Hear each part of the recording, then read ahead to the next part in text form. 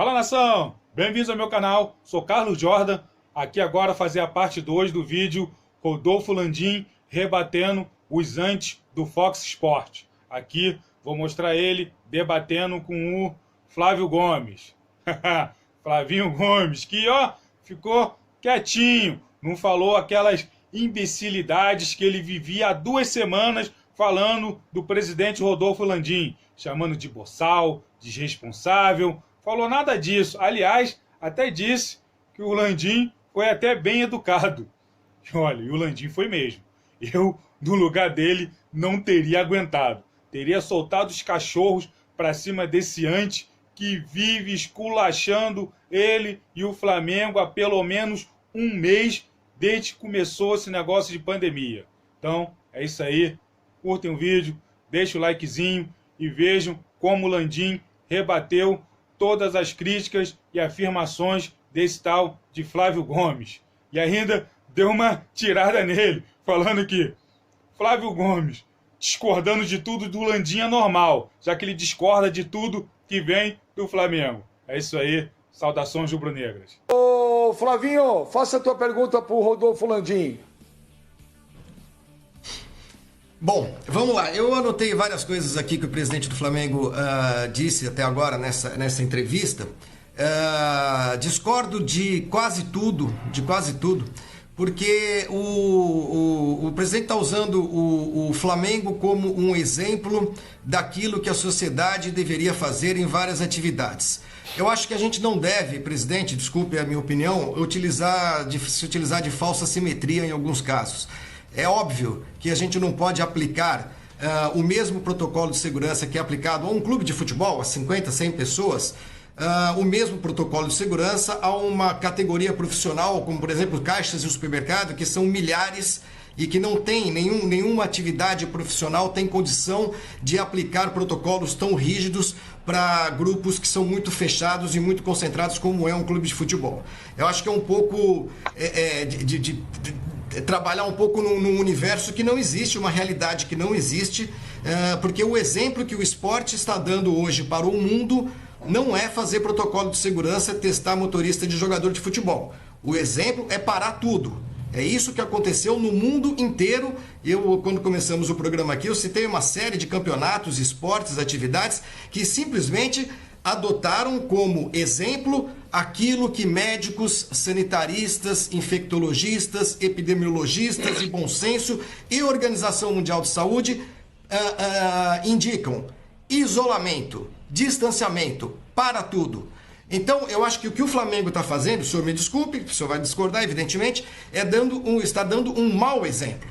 Um mau exemplo que é acelerar a volta às atividades pensando nele, Flamengo. O senhor disse aqui, é literal. Nós estamos preocupados com o estado físico dos nossos jogadores para quando nós voltarmos a jogar. Então, essa é a primeira colocação que eu queria fazer. O senhor fica à vontade depois para comentá-la. A segunda, o senhor está dizendo, e aí a pergunta, que é uma pergunta bem indireta e bem clara. O senhor está dizendo que a federação vai bancar, vai pagar e vai executar esse protocolo de segurança europeu que o Flamengo está adotando nos 16 clubes que estão disputando o Campeonato Carioca. Quanto vai custar isso? Quantas pessoas estão envolvidas nesse processo e da onde vai sair esse dinheiro? Porque eu tenho muitas dúvidas.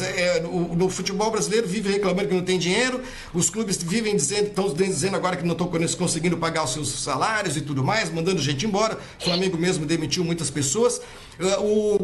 Esse oásis de sanitarismo que virou o futebol carioca vai ser bancado por quem, com quantas pessoas, ou esse protocolo é apenas um papel que está dizendo mais ou menos o que cada um deve fazer, o que cada um gostaria de fazer?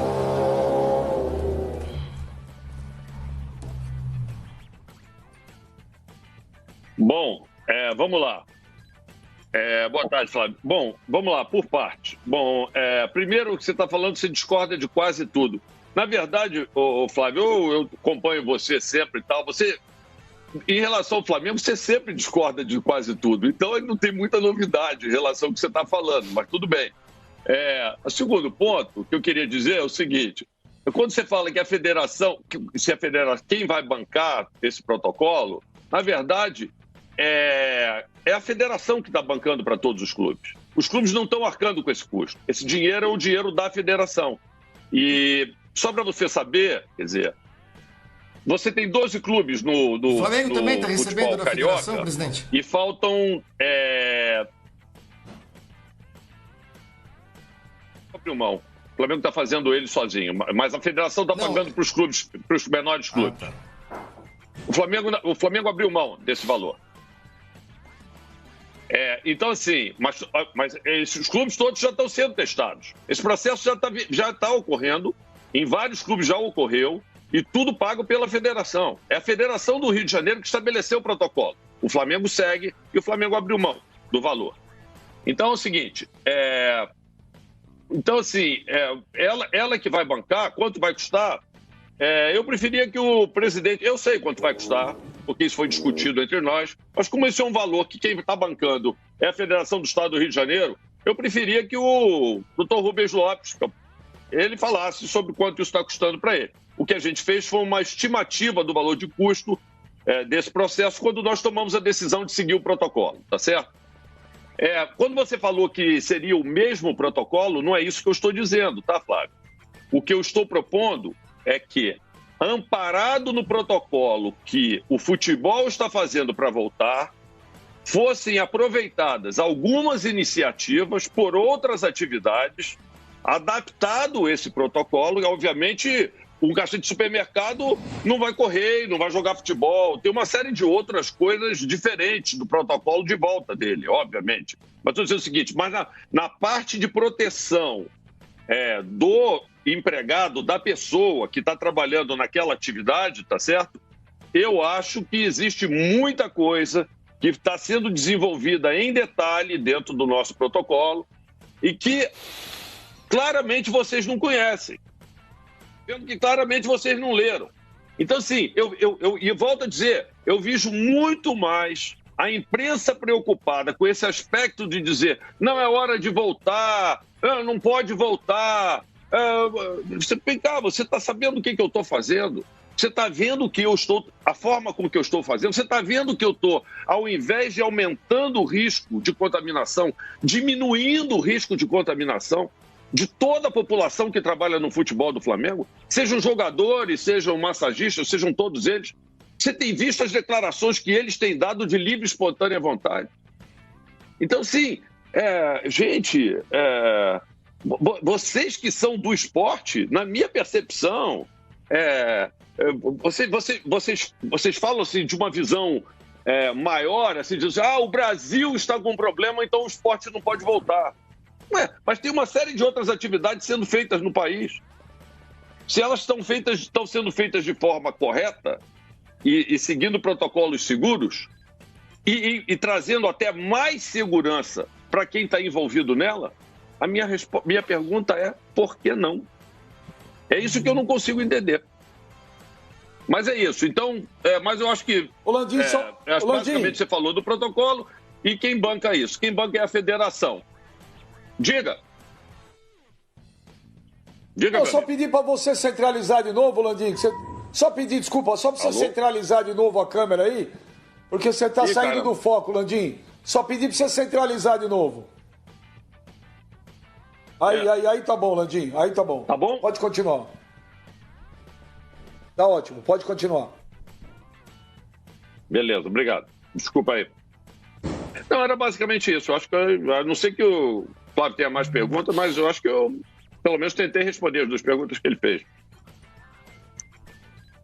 Você tem, Flavinho? Não, você tem mais perguntas? Não, eu gostaria de saber...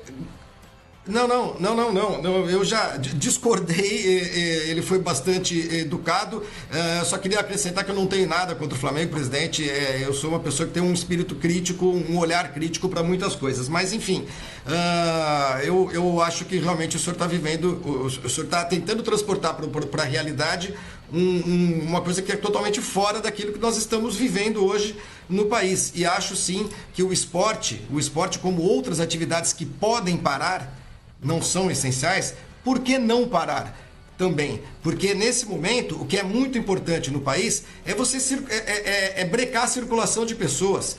Se nós estamos falando de 12 times, você falou, tem 4 que estavam disputando outra fase do campeonato. Mas enfim, nós estamos falando aí de 50 pessoas para cada clube, 60, que vão começar a circular. Eu duvido, só me desculpe, mas eu duvido, eu não acredito que a federação vai testar o motorista do ônibus do Nova Iguaçu, que vai testar a tia do lateral direito do Macaé. Eu duvido, me dou o direito de ter essa dúvida. E tomara que, se isso acontecer, quando acabar o Campeonato Carioca e ninguém tiver sido infectado, não aparecer nenhum caso, eu vou falar assim, olha, parabéns, que bom, mas sobretudo que bom. Agora, eu realmente duvido que esse protocolo, no padrão que o Flamengo está adotando, vai ser seguido pelos 12 times que restam no Campeonato Carioca. Duvido mesmo, se me desculpe, é acreditar um pouco no mundo da fantasia, achar lá que o vizinho do volante do Macaé ou o tio do massagista do Nova Iguaçu vão ser testados como foi testado o motorista do Diego, que acabou pegando o coronavírus. Só me desculpe, mas eu não acredito nisso.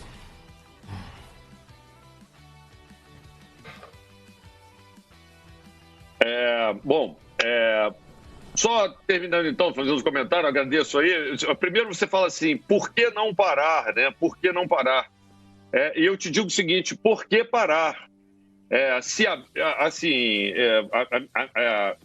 Para parar, tem que haver, vamos dizer assim, uma razão. Quer dizer, por que não parar? Quer dizer, o normal não é parar. O normal é que as pessoas tenham a capacidade de poder fazer as atividades dela, até porque todo mundo já sabe do impacto econômico que isso está causando no país. O próprio prefeito, quando estava conversando conosco, ele fez ele estava comentando que da preocupação dele também, por um lado, com a doença, muito preocupado com a doença, por outro, pelos aspectos econômicos. Ele estava falando que estava visitando uma comunidade há pouco tempo e encontrou um rapaz lá.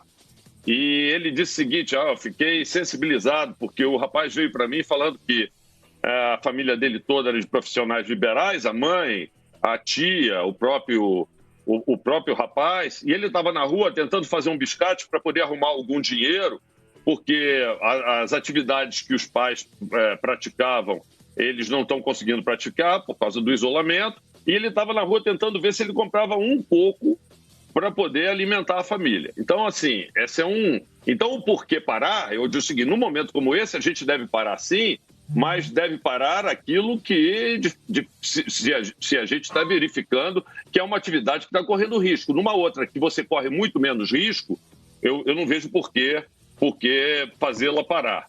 Até porque, quando você faz jogo de futebol, você mantém as pessoas em casa assistindo os jogos. Você está prendendo as pessoas lá. Outro ponto, você dizer o seguinte, olha, se ninguém vai ser infectado, Flávio, você falou assim, se ninguém vai ser infectado, deixa eu te dizer, estatisticamente, 60% das pessoas que foram infectadas, elas estavam em quarentena em casa. E elas foram infectadas. Eu acabei de receber a notícia que um vice-presidente do Flamengo, que está preocupadíssimo com isso, está trancado na casa dele há tempos, já tinha sido testado. Na última semana, ele foi infectado, infectou a esposa, o filho e a sogra. E eles estão morando lá, isolados do mundo, sem receber nada, e estão os 4 infectados. Um pegou e pegou nos outros 4. Então, esse negócio de dizer que foi infectado por causa disso ou por causa daquilo, eu estou dizendo o seguinte, eu fazendo o teste e separando, eu vou estar reduzindo a possibilidade de infectar essa pessoa. Eu não vou poder jamais garantir que essa pessoa não vai ser infectada. Isso é impossível. Ninguém vai acontecer num processo, numa situação de pandemia como essa que a gente está vivendo, até porque eu acho que todos nós, num certo momento, vão acabar tendo contato com esse